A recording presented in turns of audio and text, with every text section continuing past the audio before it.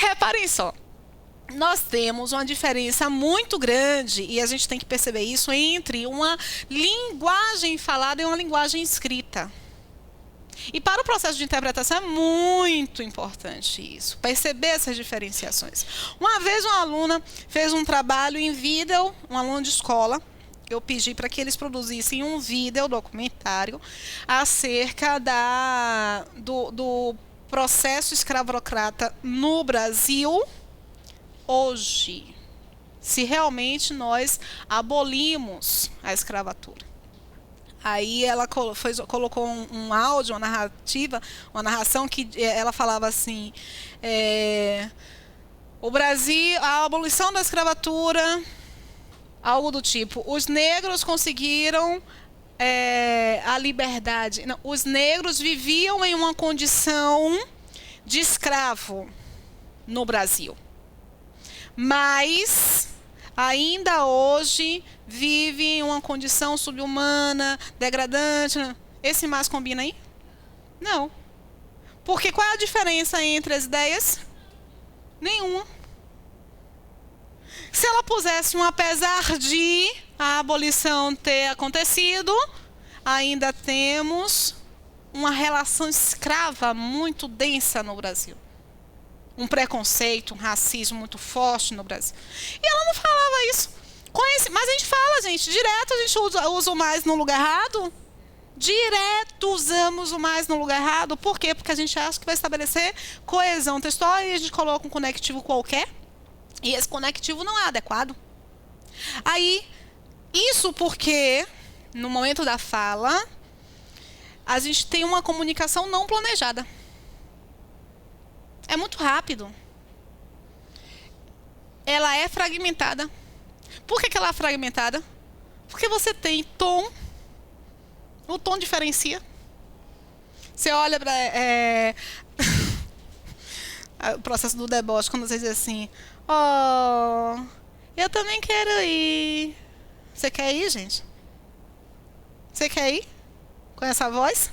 Com esse tom? Maninha olhar para mim e dizer assim: tô amando isso. A mãe de vocês fizeram isso. Tô amando isso. Você olha, quando ela dizia isso, gente, eu me tremia, me mijava toda de medo. Porque a cara combinava com o texto?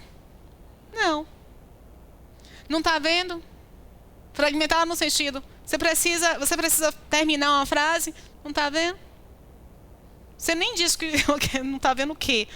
Mas pelo jeito, pelo tom, pelo olhar, você consegue identificar. E por isso ela pode ser incompleta. Ela é pouco elaborada.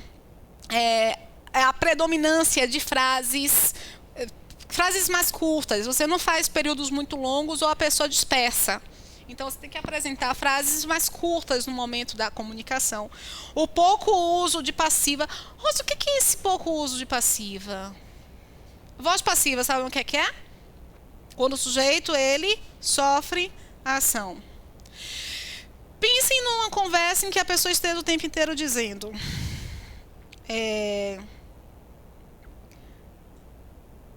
o cachorro foi atropelado pelo motorista e foi levado pelo motorista para o hospital. Foi tratado pelo médico. Não fica cansativo? Então, é muito mais interessante dizer: o motorista atropelou o cachorro e ele o levou para o hospital, em que o médico o tratou. É muito mais comum no processo da fala uma comunicação mais direta. E isso significa dizer também que o sujeito é mais ativo. O sujeito da construção é mais ativo, porque vai facilitar a sua visualização de quem praticou e quem sofreu a ação. Tá? A escrita não. A escrita ela é mais planejada, não pode ser fragmentada, tem de ser completa. Você tem que elaborar uma predominância de frases mais complexas. Por quê? Porque o leitor estará sozinho. Então, ele vai ter muito mais atenção ao que está sendo apresentado, oferecido. Há uma atenção tanto para o leitor quanto para o escritor. E o emprego de frases na passiva é mais comum. Por quê? Por que é mais comum? Porque na hora de você escrever, um roteiro de filme, por exemplo. Eu vou gravar uma cena em que eu diga: a mulher está sendo observada pelo fantasma. A mulher está sendo observada pelo fantasma. É igual a como eu vou gravar esta cena se eu disser que o fantasma está observando a mulher? Quando eu digo que a mulher está sendo observada pelo fantasma, minha câmera está na mulher. É a sensação dela, é a angústia dela, é o olhar dela, é a perspectiva dela. Então a câmera vai estar aqui, mas percebendo que tem alguma coisa escondida. Se eu digo que o fantasma está observando a mulher, eu coloco a câmera escondida, tentando pegar a mulher. É diferente.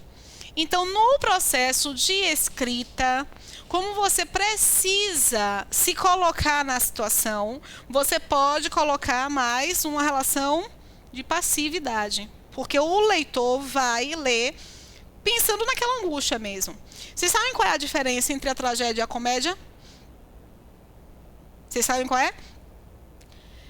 Quando alguém tropeça e cai, dá vontade de fazer o quê? Rir. Mas por que você tem vontade de rir? Porque não foi com você.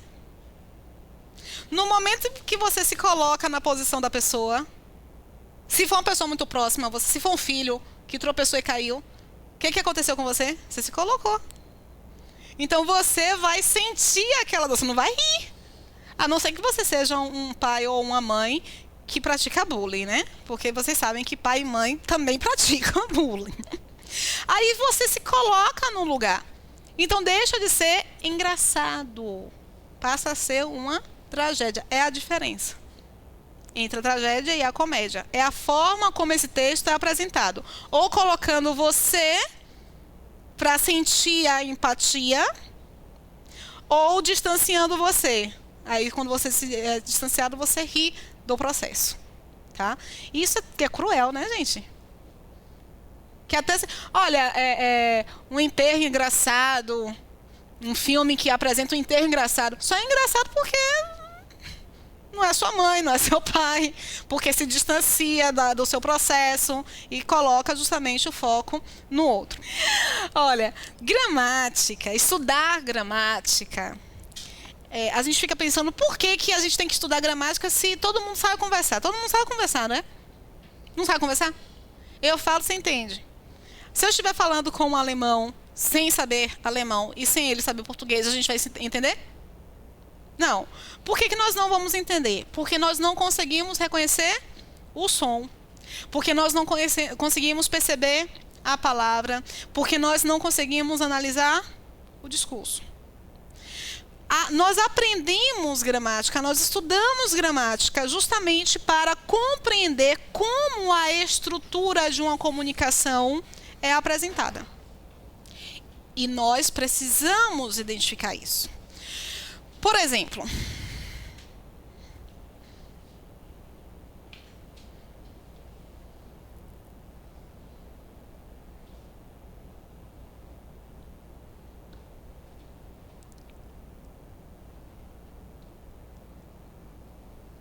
eu consigo juntar todas essas palavras em uma frase só? Completamente carregada de sentido, viu?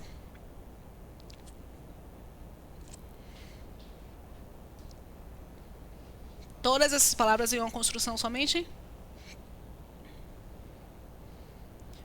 Eu só tenho, se eu tirar o esta, eu tenho a menina cantou. Se eu tirar o a, eu tenho essa menina cantou. A gramática, ela vem justamente para sistematizar, teorizar uma coisa que você já usa.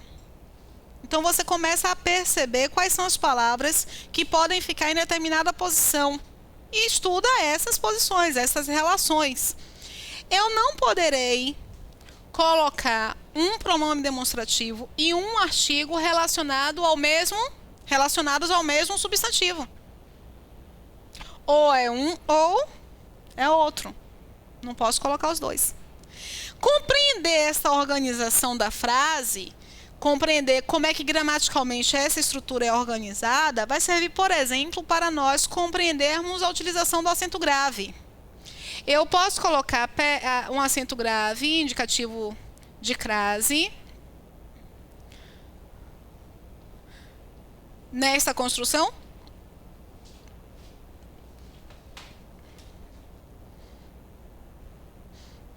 Posso? Por que eu não posso?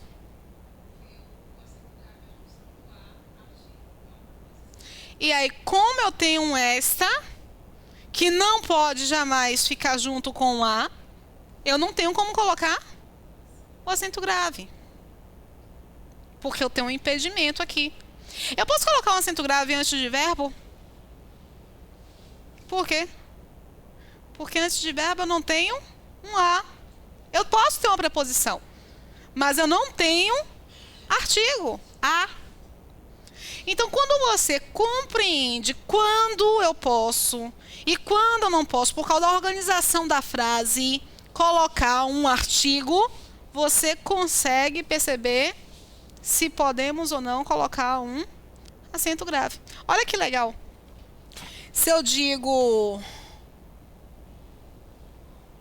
Eu posso colocar isso aqui, ó. A sua menina cantou. Não posso colocar?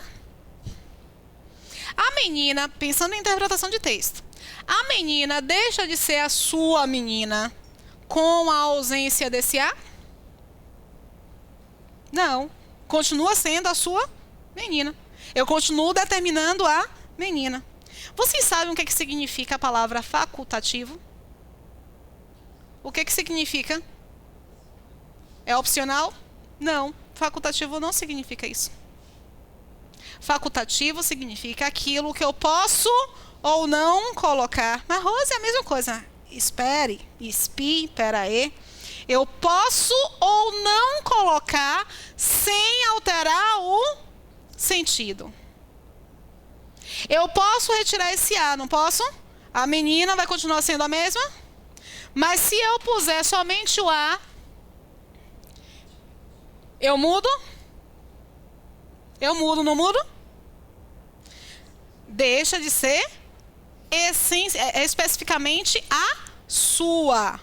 Pode ser a de qualquer pessoa. O uso facultativo, por exemplo, da crase, do acento grave, é quando eu posso ou não retirar sem comprometer sentido. Se comprometer sentido, eu posso? Não, aí já não é mais facultativo. Eu só tenho uma possibilidade de retirar. Mas essa possibilidade está relacionada à mudança de sentido. Deixa de ser facultativo. Entenderam o que significa facultativo? Facultativo é isso. Mas colocaram na nossa cabeça que facultativo é a ideia da opção. Aí eu tenho a opção de colocar. Se não alterar sentido. Se alterar, você já não tem a opção. Belezinha? Ok? Aí vejam. Pergunte a sua menina. Eu posso colocar o acento grave?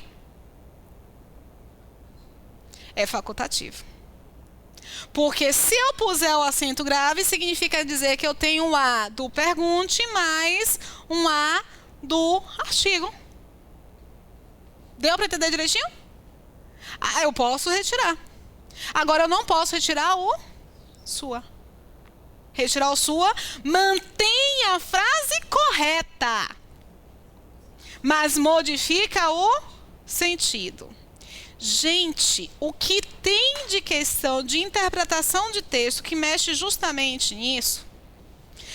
Eu poder-se reescrever a frase mantendo o sentido original e a correção. Se eu digo que mantém sentido original, é a mesma coisa que mantém coerência? Tem, tá faltando. Mantém. Engraçado, Ana, que eu achei estranha a palavra e tava olhando o acento. Eu falei assim, que coisa estranha. Será que coloquei o acento errado? Não, era um N. Mantém sentido, é a mesma coisa de manter coerência?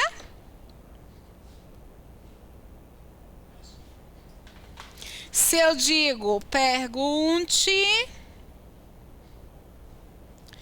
a sua menina e pergunte a menina.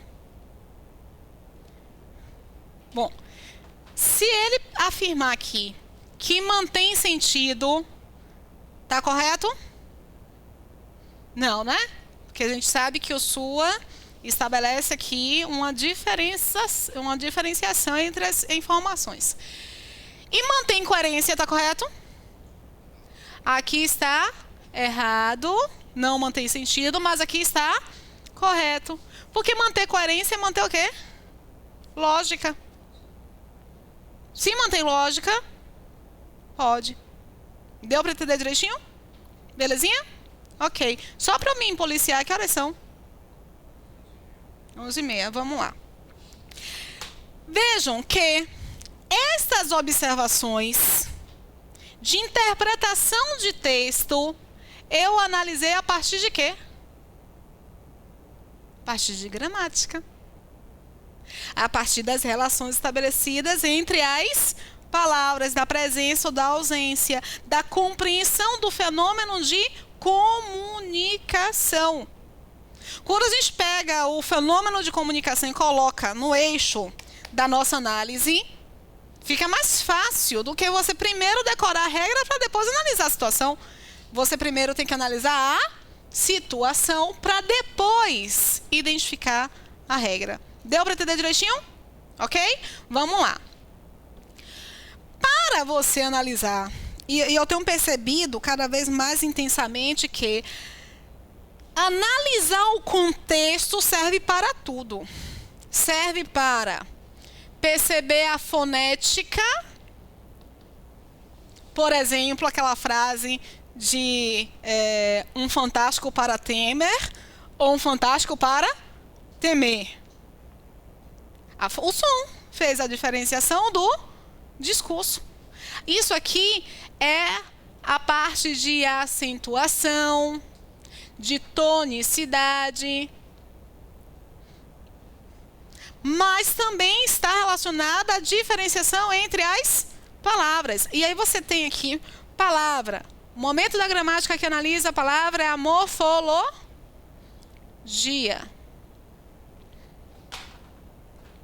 Reparem, o que significa a palavra morfologia?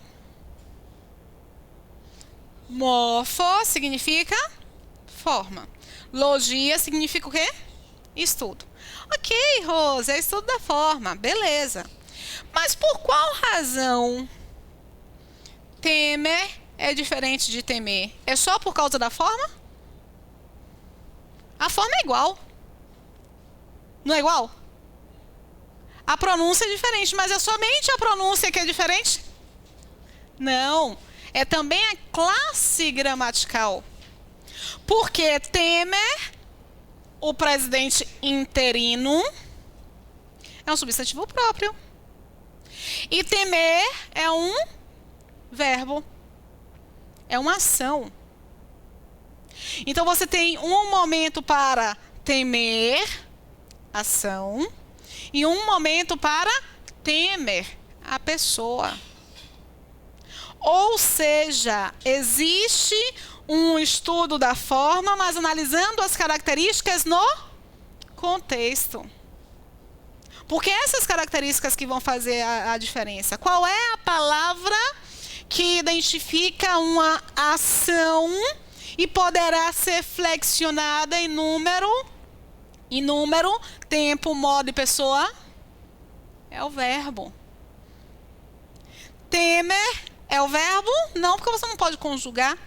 Mas temer, eu temo, tu temes, ele teme. Aí é uma ação que pode, inclusive, ser flexionada. Deu para entender direitinho? A diferença em morfologia não é a mera diferença da forma, é a diferenciação das características que aquela palavra vai assumir num determinado contexto. E aí, percebendo isso, percebendo o contexto, você tem que analisar justamente a sintaxe. Vocês sabem o que é sintaxe? O que significa sintaxe?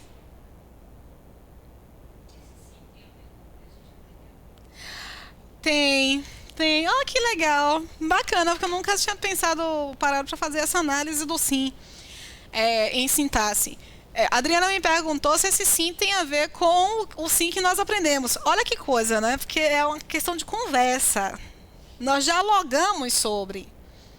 Nós não fizemos exatamente análise de uma teoria, nós conversamos sobre o fenômeno. E aí você já pega essa conversa e coloca aqui para tentar entender o que significa a sintaxe. Sim, sintaxe tem a ver com esse sim. Sintaxe significa relação. Então, é uma aproximação entre os termos. Como é que esses termos estão relacionados no contexto? Porque essa relação, ela vai servir para exercer uma função, uma responsabilidade. Cada um de nós tem uma responsabilidade social, não tem? Cada um de nós tem uma responsabilidade na família, não tem? Cada um de nós exerce uma sintaxe dentro do contexto em que nós estamos. Então, a forma, se por um acaso pai, mãe, filhos, e aí o pai ou a mãe falece. Acho que foi por causa do seu comentário na saída. O pai ou a mãe falece. Aquela sintaxe, ela vai se ajustar rapidamente? Vai ficar desequilibrada, né? Porque você perdeu uma peça importante para aquela relação familiar. Então, até você reestruturar, alguém vai ter que exercer as funções daquele pai ou daquela mãe. Esse espaço, em termos de função, não estou falando em termos de amor, esse espaço, em termos de função, vai ter que ser ocupado por outra pessoa? Assim acontece com as palavras. Eu não posso ter essa lacuna, não. Não posso ter essa função sem ser exercida por algum termo. Porque todas as palavras estão relacionadas para a constituição do meu contexto, para a formatação do meu discurso. E aí, ao mesmo tempo, função aqui no sentido de responsabilidade mesmo. Eu costumo dizer que a função é um para quê? A menina cantou a música. Para que a palavra menina está aí? Para ser o elemento sobre o qual se informa algo. Eu estou informando algo sobre quem? Sobre a menina. De quem é a função de ser o elemento sobre o qual se informa algo? Esta função é chamada de sujeito. O sujeito é a palavra menina. Menina não é uma pessoa? Como é o nome da classe gramatical que dá nome às pessoas? Então, somente o substantivo pode exercer a função de um sujeito. Vamos pegar o exemplo da família? Qual dos dois poderá gerar o filho? Carregar durante 9 meses? O pai ou a mãe? A mãe. O pai pode exercer essa função? Não. Essa função é exclusiva da mãe. Mas quem pode ofertar o espermatozoide? A mãe pode ofertar o espermatozoide? Não. Essa função é do pai. Se não tivermos os dois elementos, óvulo e espermatozoide, não vai ter criança. Só com inseminação artificial, mesmo assim, vai precisar do óvulo e do espermatozoide. Ainda não tem uma outra forma. Então você identifica o para quê. E para exercer aquela função é necessário que você tenha características da sua forma. A mãe precisa produzir um óvulo, o pai precisa produzir o espermatozoide. Deu para entender direitinho? Bem didático esse exemplo, né, gente? Acabei de inventar o exemplo, essa relação. Tá clareando, né? Marrom, mas tá indo. Dentro do processo de discurso, que você analisa a sintaxe das estruturas, você também vai identificar a semântica. O que é semântica? Sentido. Antigamente, eu dizia que o módulo de interpretação, eu chamava o módulo de interpretação de módulo de semântica. Mas aí gerou muita confusão na cabeça do pessoal, porque o pessoal não queria aceitar que semântica era interpretação.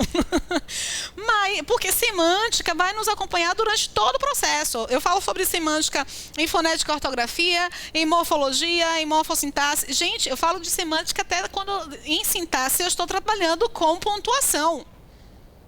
Porque é necessário que vocês percebam que a pontuação é uma estratégia para quê?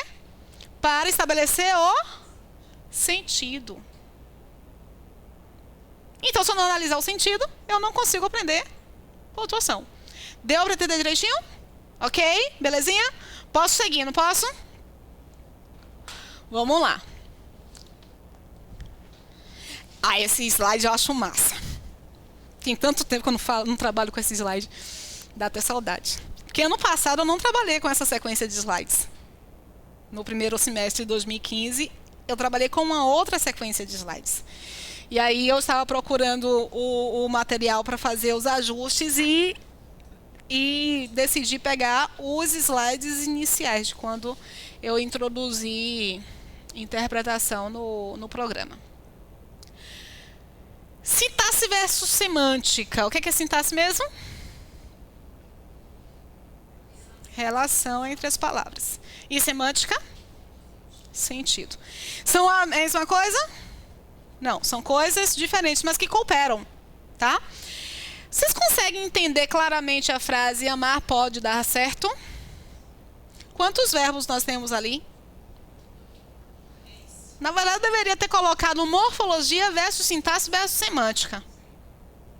O que é um verbo? Me passem aí o conceito do verbo.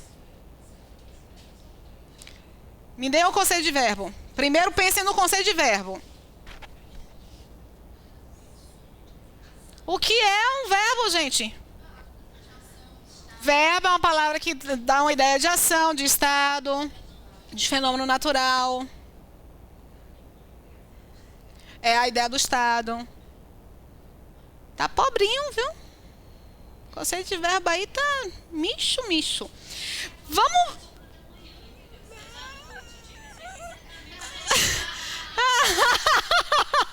Vocês sentiram ciúmes de Adriana, gente? Ave Maria.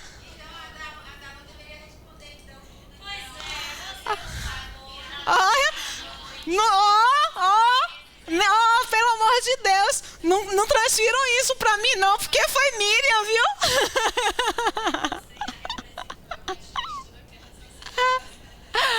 Olha. Ela ficou vermelha, gente. Gente, verbo. Verbo é uma informação.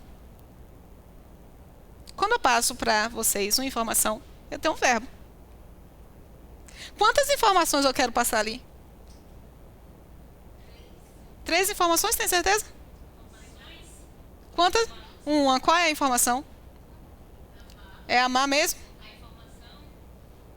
A informação é amar? Sim. Sim.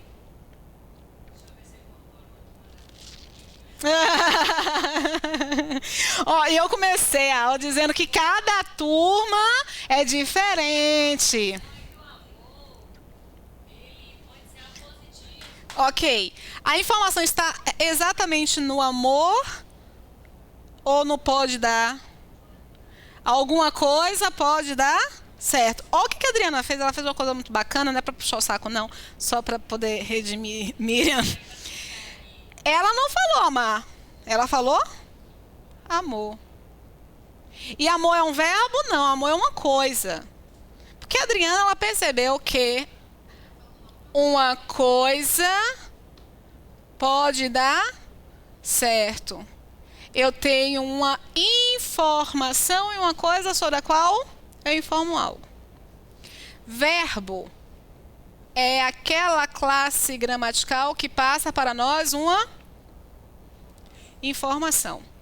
Se eu tiver apenas uma informação, eu tenho apenas um verbo. Quantas informações eu tenho? Uma.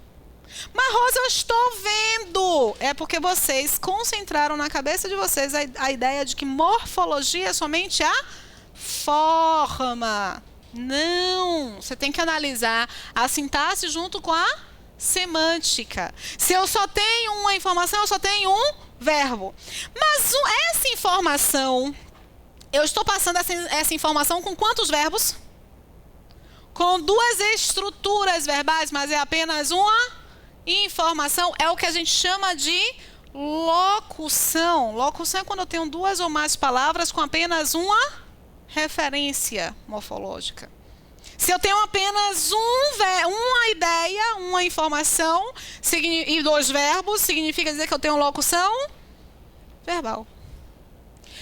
Dizer que amar pode dar certo, é a mesma coisa de dizer amar dá certo.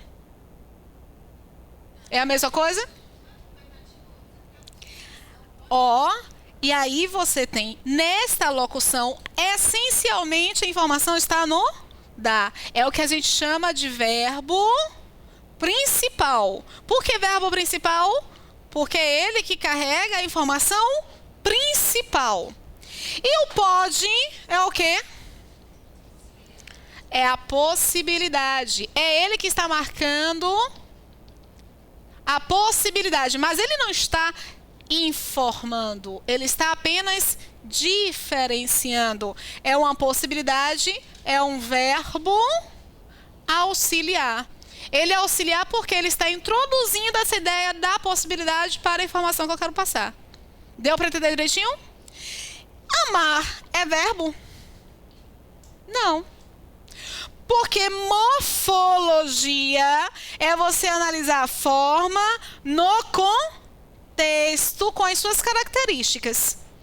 Eu posso dizer que amar é a coisa sobre a qual se informa algo? Você está informando algo sobre amar.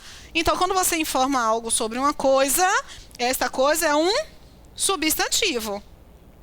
Apesar de a forma ser de verbo, a característica é de um substantivo, de uma coisa. Não necessariamente. O que Maria José está falando aqui, que é super interessante. Nós, em algum momento de nossa vida, nós nos deparamos com a informação de que a estrutura aqui visual de um verbo, se estiver acompanhada por um artigo, é substantivo. De fato. Mas eu só posso acompanhar por um artigo se ele estiver na posição de um substantivo. Então, primeiro a gente vê a posição, a característica, o para quê. Para depois nós verificarmos a possibilidade de esta palavra ser acompanhada por um artigo. Deu para entender direitinho? Ou não? Porque o que define essa estrutura ser um substantivo é a posição que ela está ocupando, é a função que ela está exercendo, porque cada função tem uma característica, ou seja, cada função será exercida por uma classe gramatical específica. Informação aqui, a gramática tradicional chama de predicado. O que é predicado? Não, o que é predicado? A informação. Todo mundo junto e misturado. O que é predicado? Eu disse todo mundo junto e misturado. Qual foi a parte de todo mundo junto e misturado que vocês não entenderam? É o horário, é? Tá. Vou contar de 1 até 2. Pra ficar bonito, tá? Não esqueçam que está gravando. O que é predicado? Tá, ficou meio ainda... Não ficou gatinho, né? Como poderia, mas tudo bem. Predicado é a mesma coisa que informação. Informação é o... E a informação é responsabilidade do? Então, somente o verbo pode introduzir para nós um predicado. Deu para entender direitinho? Beleza? Ok. Tá clareando. E como eu gostei muito dessa conversa, acho que eu vou editar essa aula. Conversa informal. Uma conversa informal sobre língua portuguesa. Eu espero que vocês tenham gostado. Beijo no coração. Laura faz isso assim comigo. Hoje eu não me apresentei, então eu finalizo me apresentando. Eu sou Rose Sampaio, professora de língua portuguesa, também gestora da SE. Um curso diferente porque aposto em vocês. Tchau.